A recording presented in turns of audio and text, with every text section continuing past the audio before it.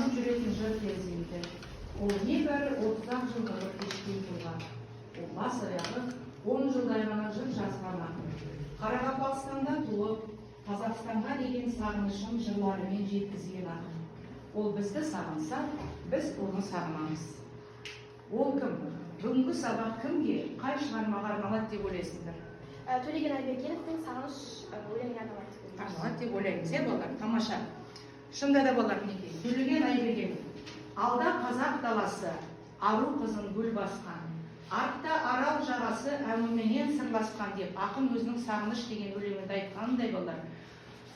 Яғни өзінің Қарақалпақстанда туылғандығын еш уақытта естен шығарған емес балалар.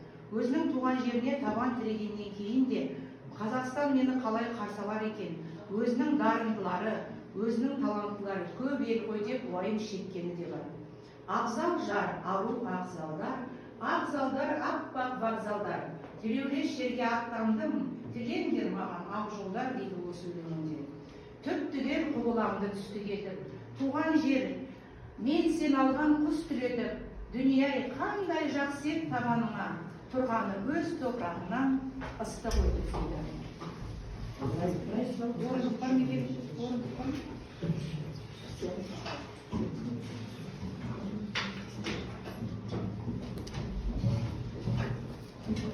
Дейді ақын. Сонда балдар. Орындық жеткілікті болды ма?